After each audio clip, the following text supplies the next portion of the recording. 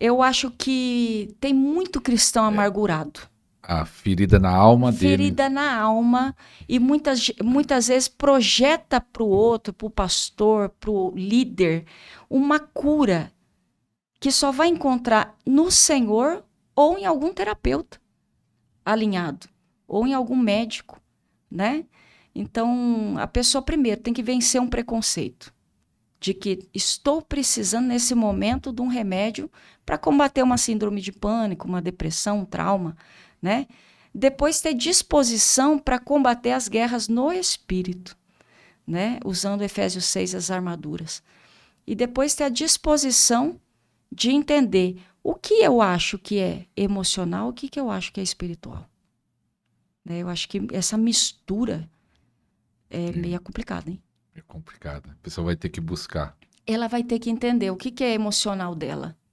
Porque, assim, às vezes ela tem um comportamento repetido. Por exemplo, ela entra no emprego e ela tem problema de relacionamento com a equipe, com o chefe. Aí ela muda de emprego, ela continua com relacionamento com pessoas. Ela vai para a igreja, ela tem relacionamento com...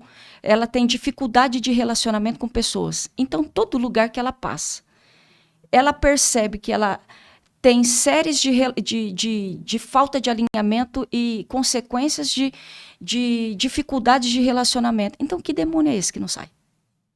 Então, eu vou entender que isso não é espiritual, isso é comportamental.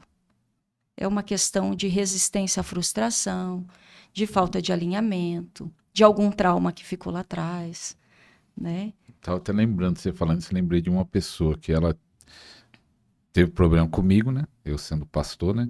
Mas só que ela, se fosse só comigo, aí todas as igrejas que ela passou, Vai carregar. ela tinha um problema com o pastor, saiu daquela igreja porque discutiu com o pastor, saiu daquela igreja porque discutiu com outro pastor.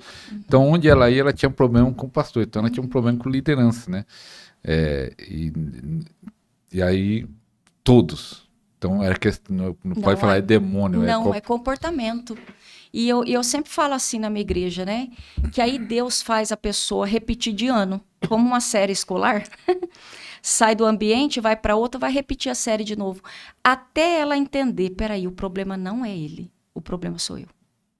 Deus faz a pessoa ir Então, repetindo de acho que o série. difícil é a pessoa assumir o erro.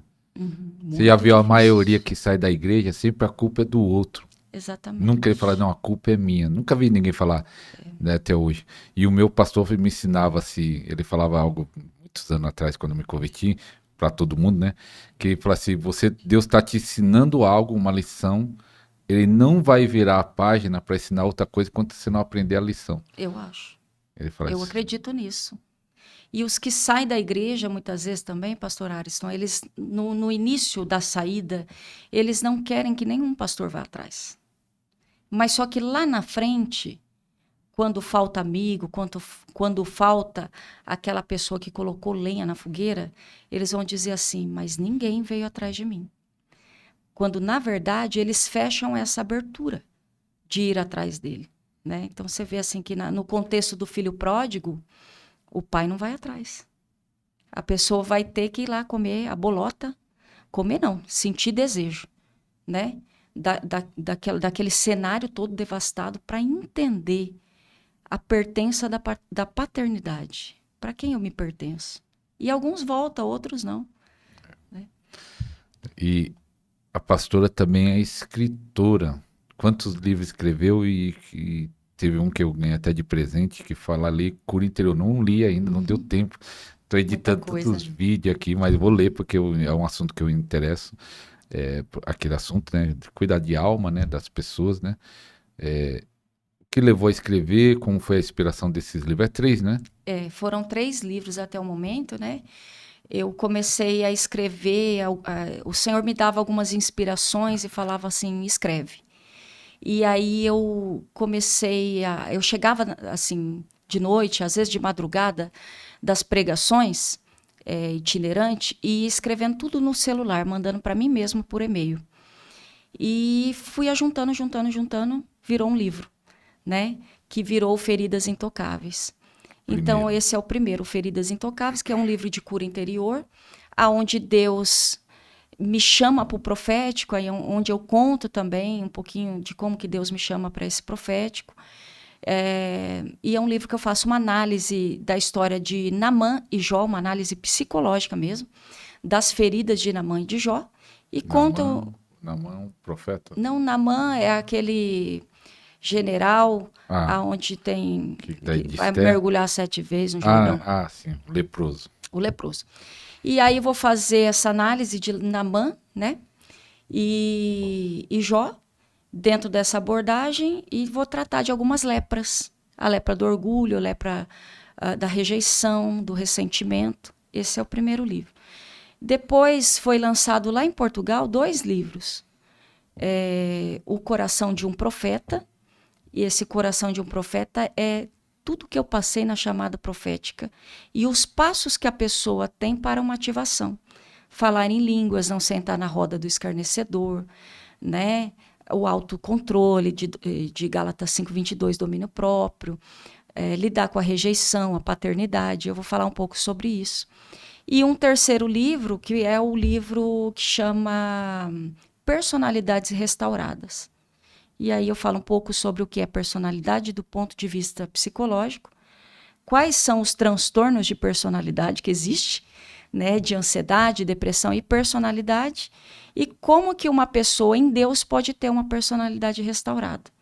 Ele não está aqui ainda para nós, porque ele foi lançado meio que às pressas lá em Portugal, porque a pastora que me levou tem uma editora, né? E aí ele saiu com alguns erros, né, de montagem, de escrita, e eu ainda tenho que ir atrás ainda para fazer essa reformulação nesse livro para soltar ele. Mas quando eu tiver ele em mãos, eu mando para você também. Amém. Você tem que escrever outro livro chamando Experiências Proféticas. Eu creio. De testemunho vai ter bastante. Bastante. Só escutando as experiências proféticas. O pessoal gosta de ouvir experiência, história.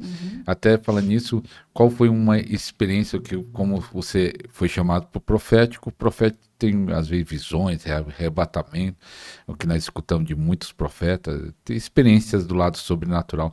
Qual foi uma das mais fortes, uma ou duas aí que você fala assim que essa ali... Bastante. Uma vez eu estava orando dentro da igreja, com meu marido num culto de oração. E aí eu vi a bandeira do Brasil pegando fogo, começava um foguinho pela haste, ia queimando a bandeira toda e a bandeira ia diminuindo.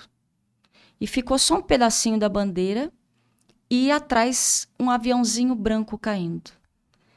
Aí nós fomos embora, quando eu cheguei em casa, dormimos. No outro dia meu esposo me acordou, que ele vai trabalhar 6 e pouco, me acordou e disse: a tua profecia acabou de cumprir. E eu falei: que profecia? Ele falou: o avião da Chapecó caiu. Né? Então foi algo que me marcou muito, essa questão. Depois eu tive uma experiência de arrebatamento de espírito na minha casa, e tudo isso é nada... como que diz assim? Planejado? Não é planejado, mas você fica consciente daquilo que Deus está mostrando. Não perdeu a consciência. Isso, sem perder a consciência. E ali Deus ia me mostrando uma cachoeira de lama caindo. E essa lama, ela ia entrando para dentro das igrejas, para dentro da casa, ia cobrindo todo um território de lama. E isso ia caindo governadores, ia caindo bandeira do Brasil, caindo a Dilma na época, né? Foi até no ano de 2015, isso aí, foi em janeiro de 2015. E Deus falava: eu vou revirar cadeiras e altares de igreja. E eu ia vendo aquilo tudo como se fosse um filme, um telão de cinema na minha frente. E naquele mesmo ano aconteceu aquela tragédia de Mariana, da lama. E nós testificamos que foi uma visão que Deus já tinha me mostrado, né? E outras também, eu estava orando no monte e estávamos em 3 pessoas, eu, uma pessoa mais velha, uma irmã mais velha e um colega nosso. E ali Deus falou para mim assim: inicia essa vigília, era à noite, no monte, com a leitura de Daniel, né? Sadraque, Mesaque e Abednego, na fornalha. Falei, nós estamos em 3 aqui, né? Vai dar certinho.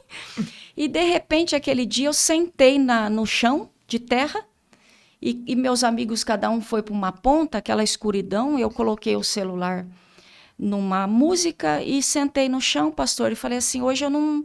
Falei, Senhor, hoje eu só quero sentir a tua presença. Eu não tô com muito papo hoje para falar nada. Eu só vim aqui contemplar a tua presença no silêncio. E eu fiquei sentada ali, meus amigos cada hora numa ponta, de repente eu vejo um clarão. E esse clarão, como esse holofote dessa luz, começa. E eu falei, gente, alguém aqui tá com alguma lanterna nesse monte. E esse clarão começa a subir e descer, subir e descer. Eu falei, estão com alguma brincadeira, que não é possível. E eu comecei a observar onde que ia aquela luz. E aquela luz ficou alta, do tamanho de um poste, mais ou menos. E eu falei, eu vou ficar olhando para ver aonde vai isso. E meus amigos orando, eu escutando eles orar, e eu observando aquela luz. E, de repente, aquela luz começa a formar um braço. E daqui a pouco a luz forma um outro braço. E forma uma perna, e forma outra perna, e forma um corpo. E forma uma espécie de cabeça. E aquela luz começa a andar no meio do monte. E eu dou um grito. Porque não vem falar não que tá vendo um anjo, tá tudo normal. Deu um grito de quê? Eu dei um grito que nem Pedro lá no meio do fantasma. Eu dei um berro, eu falei, irmã, chamei o outro meu amigo, vocês estão vendo? Tá andando aqui. Um anjo tá andando aqui à nossa volta. E eles falaram para mim assim, eu não tô vendo nada. Aquilo que me deu mais medo ainda. Tô louca mesmo de vez. E aí eu escutei a voz de Deus nitidamente falando para mim assim, vocês estão em 3, Sadraque, Mesaque e Abednego. E eu cheguei para ser o 4º homem. Relebaiasev. E aquilo eu fiquei com tanto temor, mas com tanto temor, que eu fui embora. Já era mais de meia-noite isso. E nossos amigos foram embora. E com um temor tão grande dentro do carro, falei, o quê? Vou colocar um louvor dentro do carro. E falei, Senhor, não me apareça lá no meu apartamento, na minha casa. Hoje não, me apareça amanhã, porque eu ainda não digeri tanta glória. Né? Então, essa é uma experiência que eu tive, assim, um sobrenatural, como também coisa assim, estava voltando da estrada, era 4 horas da tarde, estava próxima à minha cidade, e falando em línguas ali no carro, orando, e de repente eu vejo passar como se fosse uma criança pequenininha, de uns 4 anos, e subir um morrinho na estrada. Eu falei, meu Deus, essa criança está sozinha, que não é normal. E eu comecei a desacelerar o carro. E eu vendo de longe, eu falei, eu quero ver aonde que vai parar essa criança aqui. Cadê a mãe e o pai? Eu não via ninguém. E de repente estava de blusinha polo, né? Uma camisetinha azul polo e um shortinho bege. Subiu um monte.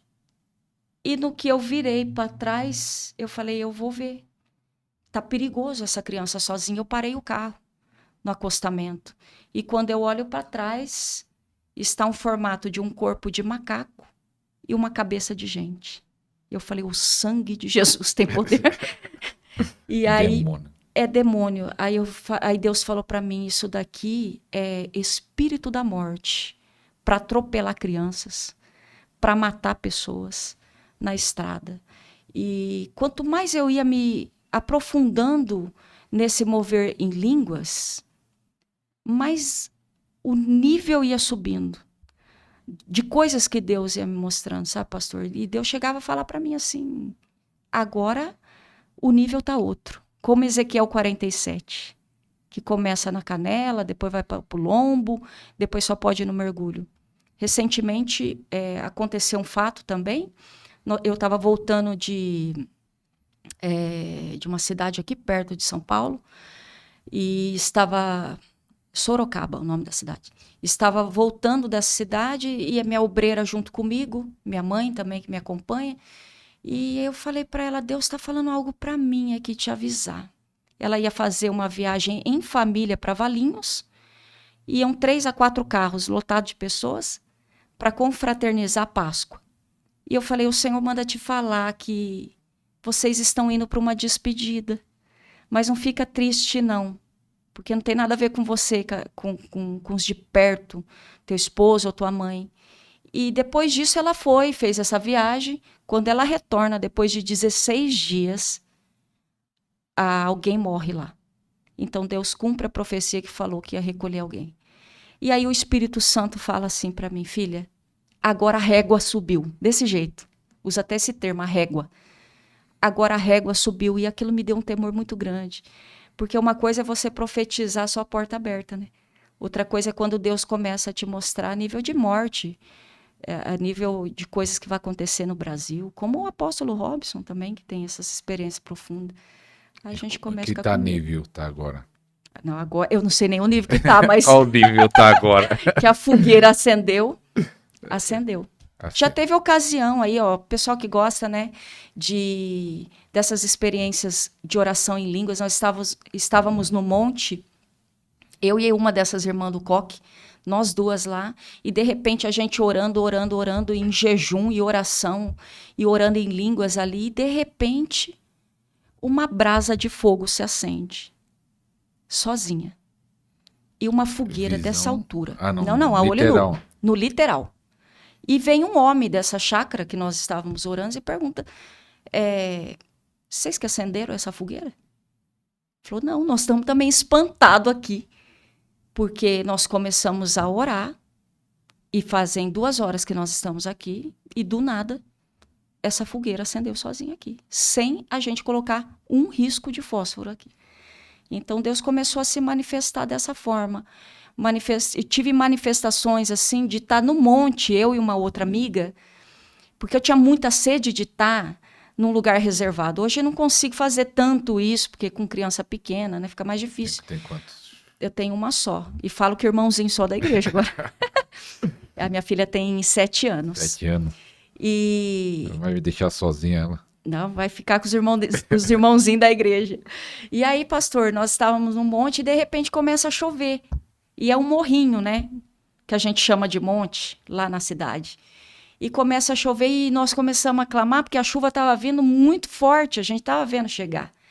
E de repente, no local que nós estávamos ali, não cai uma gota de chuva. E a chuva fica contornando nós ao redor. E a gente fica no seco e a chuva no nosso redor. Então a gente, assim, já vivenciei coisas desse nível em Deus, né? Experiência tremenda. Experiências agora recente, e indo para Portugal, e começou assim uma turbulência terrível no avião. E eu tô vendo gente lá tomando vinho, tomando guaraná lá, e o copinho lá balançando, e tacinha caindo. E o piloto falando para posicionar a cadeira e tudo mais. E aquilo não passa. E fica uns 40 minutos mais ou menos e aquilo não passa. E a chapa esquentando dentro do avião. Eu falei para minha obreira que estava comigo, falei, vamos começar a orar em línguas aqui. Não ora em português. Começa a orar só em línguas e começamos. Em 15 minutos, eu coloquei a mão no rumo da janela e eu falei, Senhor, se tem unção na minha voz, vai acalmar esse mar e esse vento. Estávamos sobrevoando a nível de mar, embaixo mar, em cima céu, se caía, só Deus. E começamos a orar em línguas. E começamos a glorificar a Deus. E por incrível que pareça, em 10 minutos de oração em línguas, o avião faz assim. E ele encontra um equilíbrio no ar. E eu lembrei daquela passagem de Abraão questionando Deus, né? Se tiver um justo, se tiver 10, se tiver 50, né? Eu falei, em nome de Jesus, que tenha um inocente aqui que seja um bebê, pelo menos. Por ele, acalma essa tempestade desse voo. E Deus acalmou. Então, são coisas assim lindas.